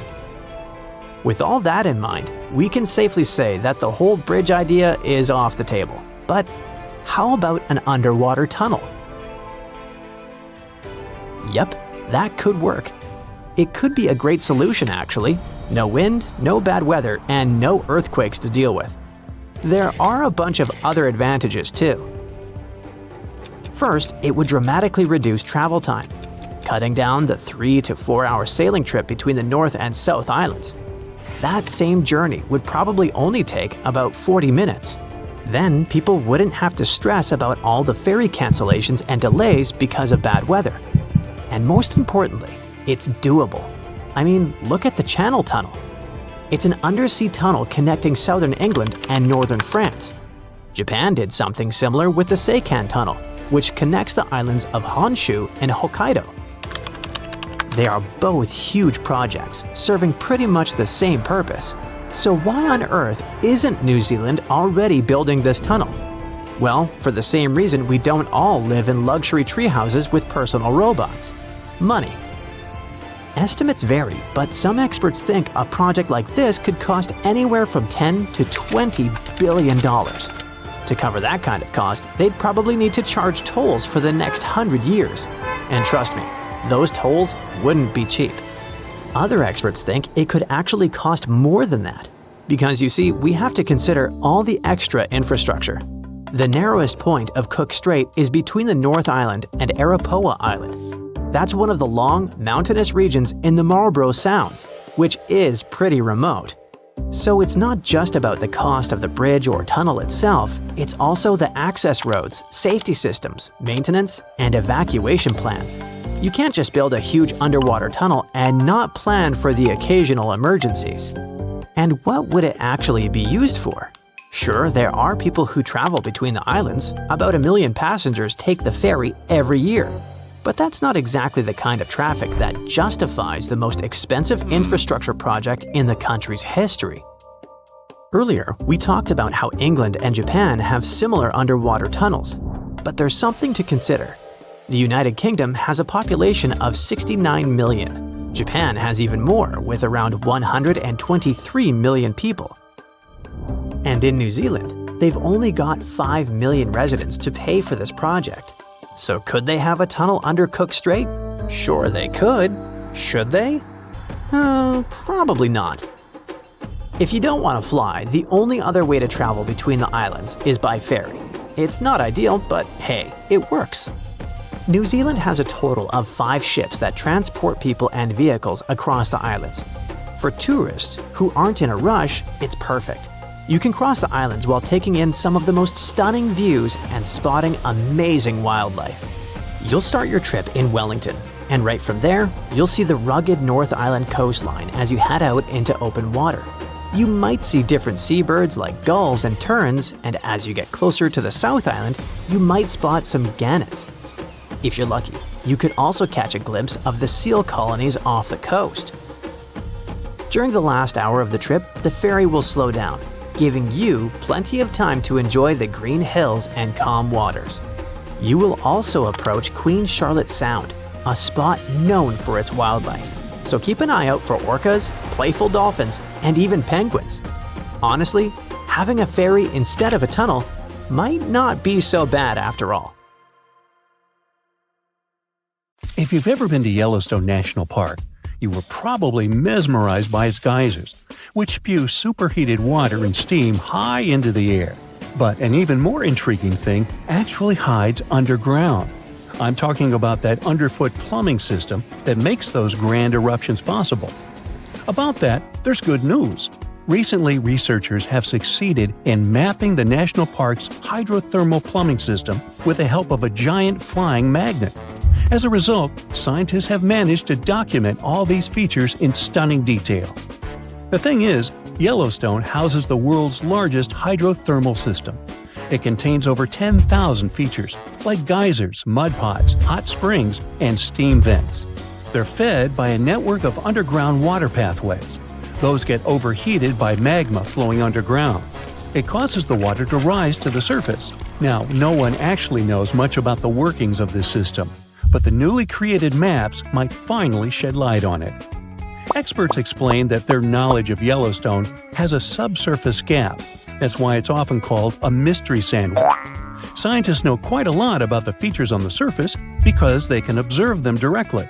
And they know what's going on in the magmatic and tectonic system several miles below the surface. But they haven't figured out what's happening in the middle yet. So, I must tell you about that giant flying magnet used for research. It's known as SkyTem. It was attached to a helicopter and flown over Yellowstone several hundred times, scanning the ground below. The magnet is made up of an 82-foot wide charged wire loop. Its main task is to generate a strong electromagnetic field. And since different kinds of material, like water or rock, respond to this field differently, scientists managed to create a few subsurface maps for the first time ever. The mapping technique also allowed the researchers to differentiate between magma and bedrock, since they have a bit different magnetic properties. And the team got a chance to see how the magma and water interact and create those mind-blowing geological features on the surface. The team got high-resolution maps to a depth of around 500 and 2,300 feet, and low-resolution maps showing what's going on at a depth of up to 1.5 miles. At the same time, the researchers think that the hydrothermal system itself may stretch as far as 3 miles below the surface. If they're right, it means they've only mapped the top half of Yellowstone's plumbing system. Anyway, remember how I said that scientists know pretty much about the bottom part of the Yellowstone sandwich? They have such a good idea about the tectonic plates and deep fault lines because the park's frequent earthquakes provide them with a lot of opportunities to study different phenomena. In July 2021, for example, more than 1,000 earthquakes rocked the area. These days, the team of researchers knows much more about some famous features, like the Old Faithful Geyser or the Grand Prismatic Spring. They've also found out that individual hydrothermal features on the surface can actually be connected to others, which can be as far as 6 miles away from them. Another interesting discovery is that even though Yellowstone geysers and hot springs vary in size, shape, color, volatility, and chemical composition, They are mostly fed by very similar underground sources. That means that the difference between the features appears closer to the surface. Now, I'm sure you've seen the iconic image of Yellowstone with a large rainbow-colored spring, fiery orange at its edges. So what makes these hot springs so colorful? Surprisingly, these awesome hues come from microscopic creatures. The temperatures in the springs are so high they can easily and quickly cook you. Plus, the water there is super acidic, like the liquid in a car battery. But there are certain types of heat-loving microbes that don't mind these crazy conditions. You can even say they're thriving there. So every ring of a different color is, in most cases, a ring inhabited by different bacteria.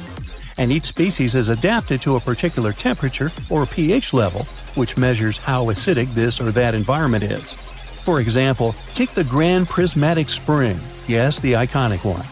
Its rainbow hues likely hint at the diversity of microbes living there. So, starting from the center of the hot spring, you can see a beautiful aquamarine color there. That's where the water temperature is the highest, reaching 189 degrees Fahrenheit, because this area is right over the underground water source. The water there is too hot even for microbes. That's why what you see is mostly clear water. As for the reason for its blue color, it's the same as why the sky is blue. Sunlight hits the surface of the water and the light scatters, but the blue light scatters the most, getting reflected back to your eyes. Now, the next ring of color is yellow, all thanks to certain cyanobacteria. The temperature in this yellow ring reaches 165 degrees Fahrenheit. If the conditions in the hot spring were a bit different, these bacteria would create a blue-green hue thanks to a green pigment called chlorophyll. But since the sunlight hitting the spring is too intense, the bacteria start producing another type of pigment. It's called carotenoids. And guess what? It acts as a sunscreen for the bacteria. And since this pigment is orange, the normally green bacteria get a yellowish hue. And finally, we've got that bright orange color closer to the edges of the prismatic spring. It's a bit cooler there, around 149 degrees Fahrenheit. In this part of the spring, you can find several types of bacteria. They all produce substances that give the spring this bright orange color. And finally, right at the edges of the spring, the temperature is cooler, around 131 degrees, and a greater variety of microbes can survive there. All of them combined give the edges of the spring that red-brown hue. But scientists believe that people and their activity may have influenced the colors of Yellowstone's hydrothermal features. For example, in the past, the temperatures in the Morning Glory pool used to be much higher than they are today. That's why its color was a deep blue. But trash has started to accumulate in the pool, and some of it clogged the vent. This caused the temperatures to drop, which led to microbial growth. As a result, that pretty blue color turned into orange-yellow. As for Yellowstone's geysers, the most famous one is called Old Faithful. It got this name at the end of the 19th century because of how regular its eruptions were. This geyser is more active than the others, erupting about 20 times a day. Each of these magnificent events lasts from 1 to 5 minutes, and the fountain of steaming water can reach a height of 180 feet. Now, while talking about Yellowstone National Park, we can't but mention Yellowstone supervolcano, right? Supervolcanoes appear when huge volumes of magma are trying to escape from deep underground. Eventually, they burst through Earth's surface. Sometimes all this magma gets stuck, unable to break through the planet's crust. And then, massive pools of pressurized magma gather at a depth of several miles. The pressure keeps growing because more and more magma is trying to get to the surface. At one point, a super eruption goes off. You don't necessarily want to be around for that. Over the past 50 years, the Yellowstone caldera has risen almost 3 feet. It shouldn't alarm you, though. Experts are sure it's a natural behavior for Yellowstone. Periods of dome-shaped uplift are followed by the caldera lowering. Scientists think the supervolcano doesn't present any danger at the moment. For an eruption to happen, the magma inside has to be at least 50% molten. With Yellowstone, this number is just 5 to 15%. Even better, a recent study made the researchers believe the hotspot might be in a state of decline right now, even despite all the breathing and dome-raising activity. There have been at least 3 other supereruptions in the history of Yellowstone volcano. They happened 2.1 million, 1.3 million, and 640,000 years ago, long before video. The most recent supereruption was dubbed the Lava Creek eruption.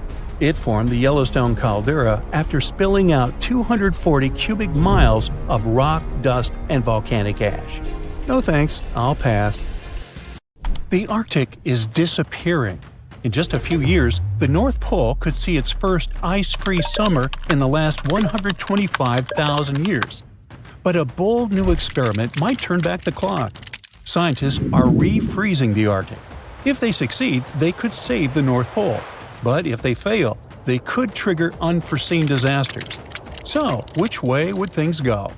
Well, here's some backstory. Deep in the Arctic, temperatures drop so low that metal cracks and winds scream across the ice.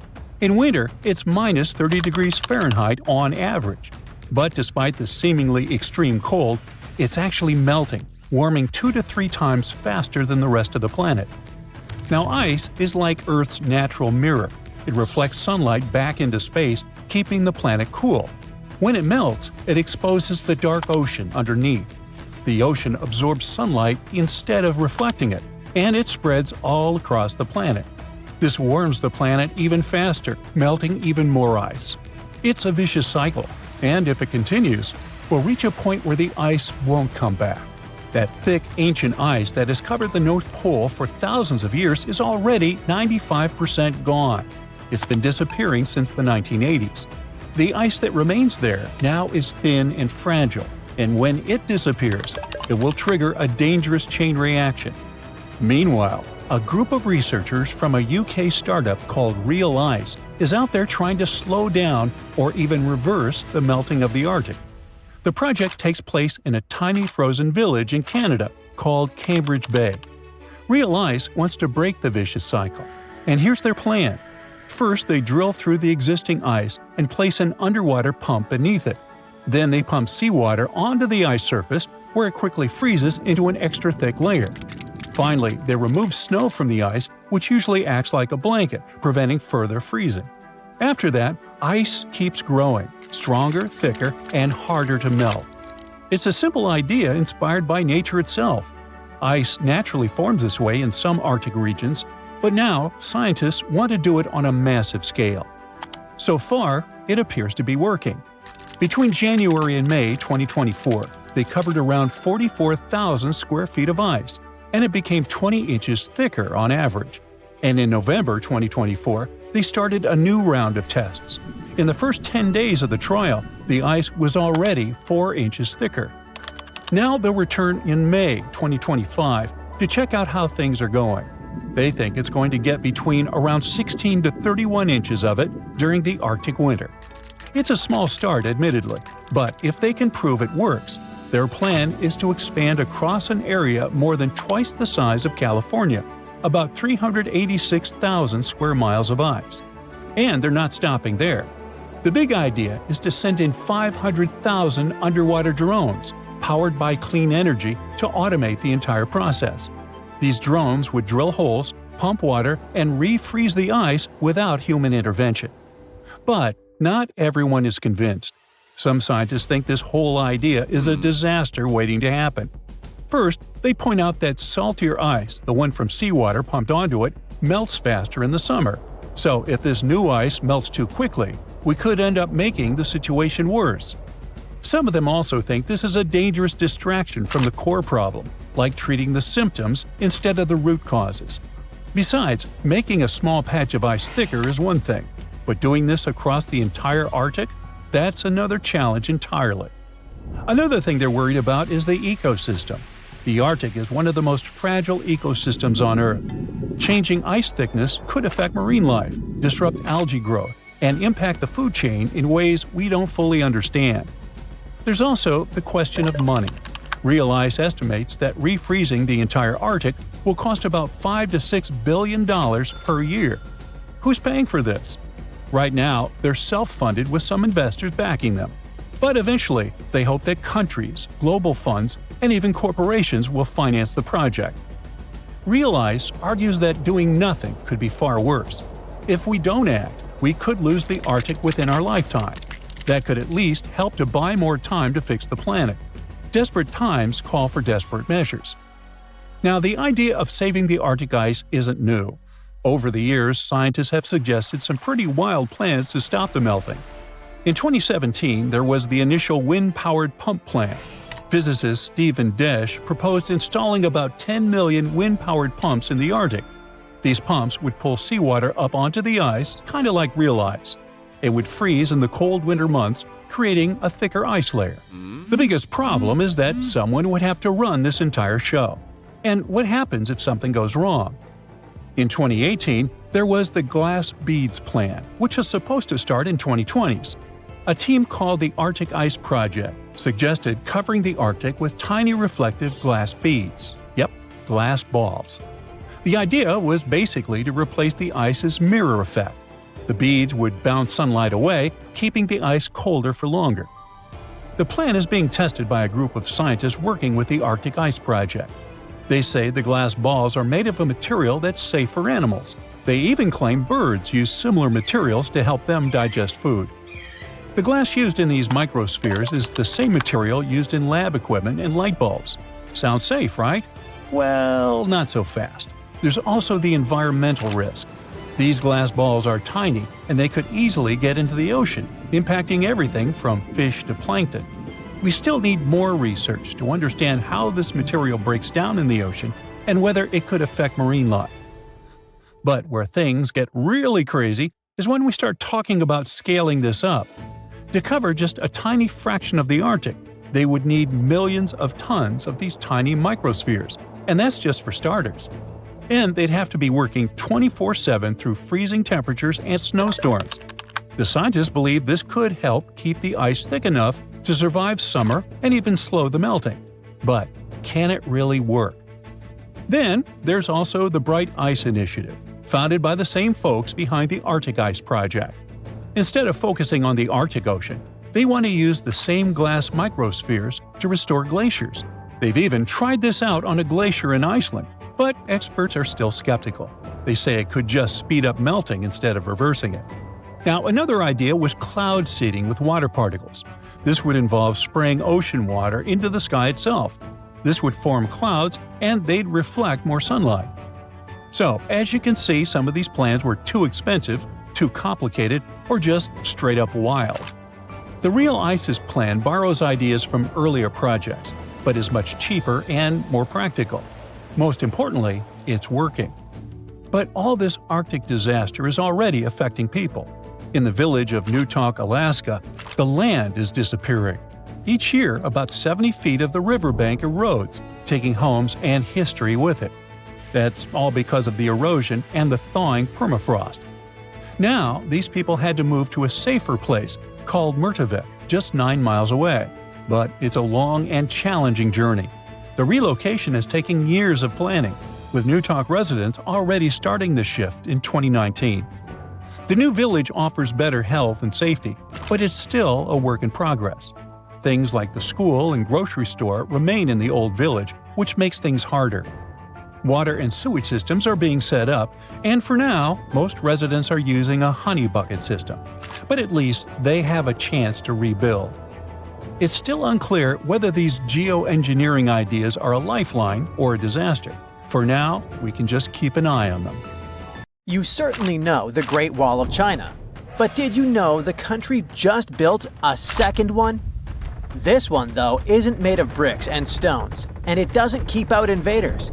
Instead, it's made of plants and serves as a last line of defense against something that's been slowly but relentlessly taking over the country: sand.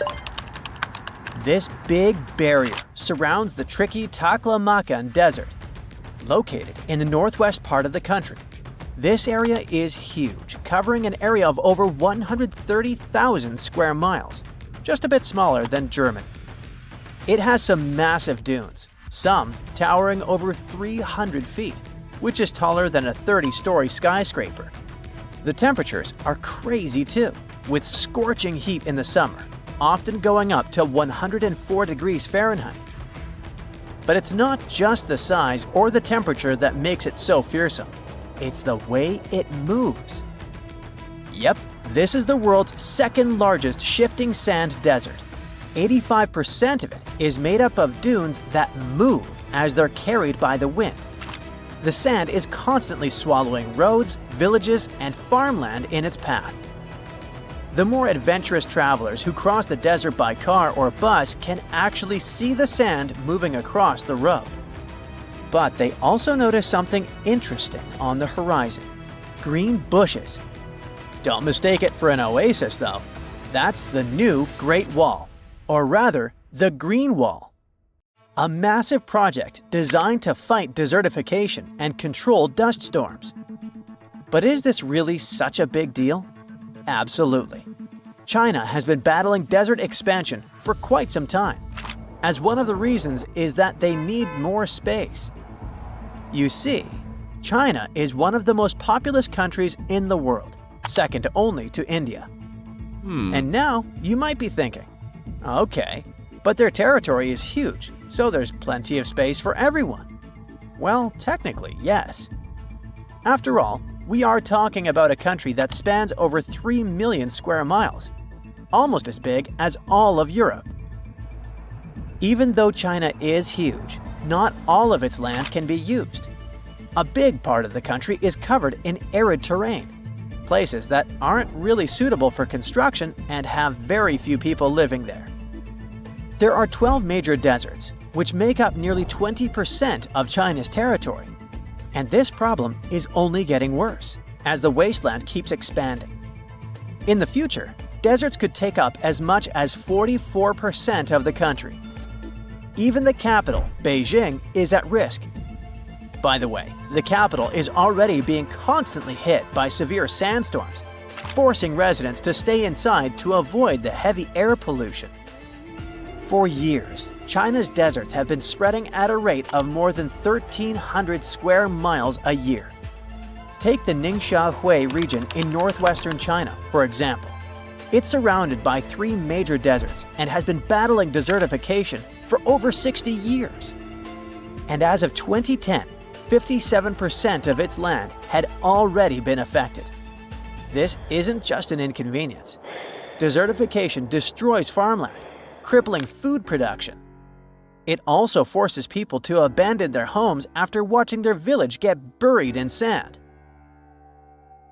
Authorities are working hard to relocate these people to safer areas. And for those who choose to stay, life isn't easy. Farming, for example, is becoming more and more difficult. For example, farmers in the town of Tonggunawa say that when they were kids, they could dig and find water tables about 6 feet deep. Now, they have to dig about 16 feet just to reach water. And since the soil isn't as soft or fertile as it used to be, they also have to use a lot more fertilizer on their crops. Okay, but why is all of this happening? There's not just one main reason for desertification. It's more like a combination of factors. In China specifically, studies show that about 20% of the blame is due to the planet's rising temperatures. I mean, yes, deserts are already environments that are prone to drought, but the increasing heat makes the dryness even worse. And it's a fact that it rains way less nowadays than it did a half a century ago. So, this climate disruption mainly affects the northeastern and northwestern parts of China. But in areas near the Mu'az Desert in north-central China, there's another factor making the country even more arid. And that's us, humans. The equation is simple. More people, more desertification. Between 1997 and 2008, China's population grew by nearly 100 million people. With more people, they need more food, more space, and more resources. So they start cutting down trees, clearing land for farming, and using up all the natural resources around them. It's like the land is just getting stripped of everything it needs to stay healthy. That's how desertification speeds up. But the desertification problem in China can actually affect your life, even if you're on the other side of the world. Here's the thing. Soil stores a huge amount of carbon. But as the land degrades, not only does it lose the ability to hold on to that carbon, it can actually release it into the atmosphere. And when more carbon goes into the air, well, we all know how that story ends, right? Luckily, there are a few ways to keep China from turning into one giant sandpit. One solution that authorities have come up with is building the green wall we've been talking about in the Taklamakan Desert. By planting a massive amount of trees, shrubs, and other vegetation around the deserts, they're able to prevent sandstorms. The thing is, the wind and sand action at the edge of the desert is super intense, and the sand dunes keep expanding outward. This green belt also helps protect infrastructure. By locking in the desert's edges, it safeguards things like railways and roads. Building such a powerful barrier is a huge engineering feat. The first challenge is obviously the size of the desert that needs to be contained. It's massive. Then there's the height of the dunes, some of which reach crazy heights. The tallest dunes are as high as a skyscraper with 100 floors. On top of that, engineers have come up with solutions to make the greenbelt thrive in the dry climate, which makes reforestation practically impossible. So this is definitely not a project that happens overnight. Just in the Taklamakan Desert alone, it took 40 years to finish the first 1,700 miles of the greenbelt.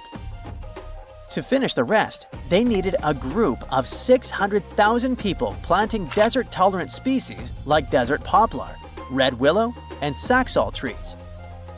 Speaking of that, even the plants they're using in the project can create economic opportunities. For example, there is the desert hyacinth, also known as the ginseng of the desert.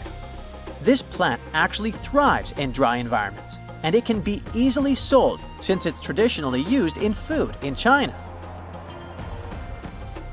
Besides the plants, they're also setting up solar power bases around the desert.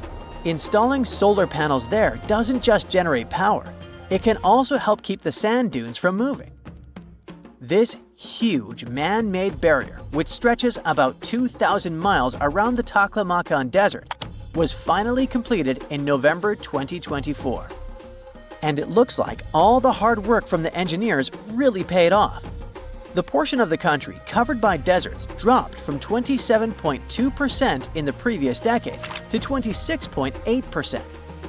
That's pretty amazing. But where did all that sand go? It's not like it just vanished into thin air. It's more like it's been contained now. The sand that used to move around is not spreading anymore, at least not taking over more land. The battle against desertification is far from over, but one thing is clear. China is no longer just fighting its deserts, it's actually winning. You're chilling in Hawaii, on the island of Oahu. A friend calls you up. Hey, I'm here too. Meet me in Maui. Great, but how do you get there? Your first thought is probably to take a ferry, but that's impossible. Hawaii is a pretty unique place. It's the most expensive state to live in. It has its own official language besides English. And it's the only American state made up entirely of islands. Hawaii has a total of 137 islands. 8 are the main ones, but only 6 are open to tourists. And the distance between those islands is probably bigger than you'd expect. For example, traveling from Oahu to the Big Island is around 185 miles, which is about the same distance as Chicago to Indianapolis. You might be surprised that you can't make that trip by boat. In fact, the only ferry system that actually takes passengers in Hawaii runs between Maui and Lanai. That's it. So your only option is to travel between islands is by plane. Honestly, it's a little surprising, especially considering how many people visit Hawaii every year. Tourism pretty much drives their economy, and in the first 8 months of 2024 alone, over 6 million people visited its beautiful beaches. Knowing that, we would expect Hawaii to set up a good ferry system to make it easier for visitors to get around. Just like in Greece. This would probably boost tourism even more, bringing more money to the state. But believe me, Authorities and private companies also know that. In fact, they've already tried it. Ferries were a big way of getting around in Hawaii from the 19th century up until the 1950s. Since then, there have been a few attempts to bring back a ferry service, but unfortunately, they have all failed. One of the biggest attempts was the Hawaii Super Ferry, which aimed to provide a fast, affordable boat service between islands. It could carry almost 900 passengers and even allow them to bring their own cars along. The trial run started in 2007, and people were excited, but it turned into a big fiasco. A bunch of legal and environmental issues came up, like concerns about the impact on marine life, especially whales. The courts decided the ferry didn't go through the proper environmental reviews, and that caused a lot of trouble. By 2009, after tons of protests and setbacks, they had to shut it down. If a project like this comes up again, it will probably fail one more time. And there are a few reasons why it's almost impossible to set up a regular ferry system there. Let's start by talking about Hawaii's rough waters. They are deep and wild. Take the Alenoiaha Channel, for example. It's a 30-mile stretch that separates Maui from the Big Island. Its name means Great Billow Smashing Channel, and it lives up to that. It's over 6,000 feet deep, making it one of the most dangerous stretches of water on Earth. The wind there is also super strong, the fastest in Hawaii's coastal waters. But it's not any easier in the rest of the archipelago. The whole region gets hit by storms from the Pacific up north, sending big waves crashing into the islands and making the waters rough and unpredictable. Swells can come from 3, 4, or even more directions, making the sea feel really choppy. Someone who's not used to taking ferry boats would definitely find that, well, uncomfortable, to say the least. To deal with rough seas like this, the ferries have to be really big and strong. But that also makes them more expensive and harder to run than the ones in places like Alaska or Washington State. Another reason it's so tough to set up this system today has to do with marine life. A big ship moving through the shallower waters when docking could really damage the local ecosystem. And there's also the problem that the sea routes are also the migration paths of many sea animals, like humpback whales and spinner dolphins. Not to mention, ferry services can make it easier to spread harmful plants and animals, what experts call invasive species. See, Hawaii's ecosystem is super unique because it's been isolated out in the middle of the Pacific. When we talk about plants and animals that are native to Hawaii, we mean they got there on their own, no humans involved. They arrived with the help of waves, wind, or even birds flying over. But events like these are super rare.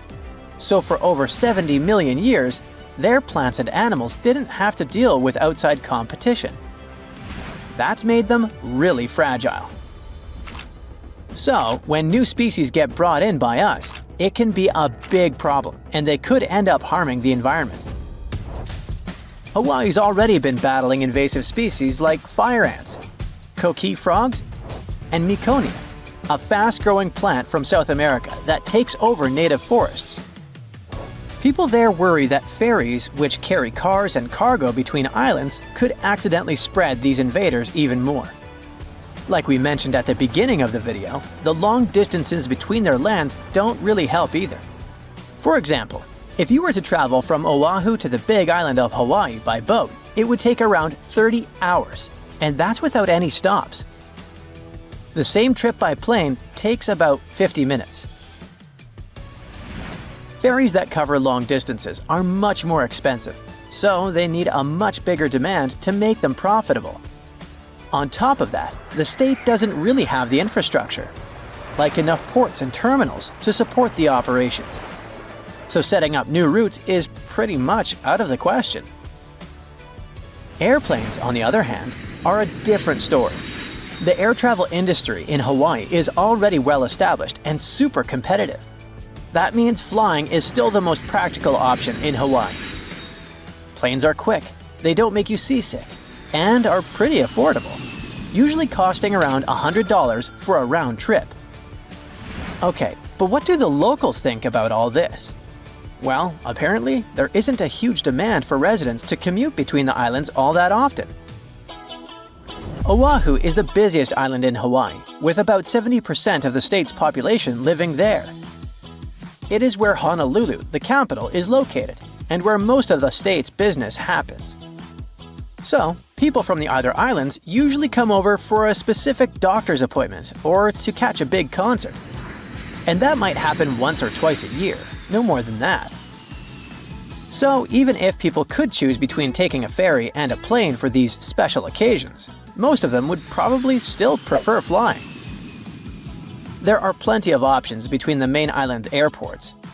Planes usually start flying around 5 in the morning, and there are flights available every hour until the last one, which is usually at 9 in the evening. If you've been dreaming of going to this paradisiacal place but are worried about spending too much on plane tickets, I have some tips for you. First off, keep in mind that visiting all the main islands in 5 days or less is way too ambitious. So, if you don't have much time to spend there, think about your priorities. Each of the 6 islands open to tourists has its own vibe and activities. But you don't need to visit them all in one trip, and you can save some money by sticking to fewer islands.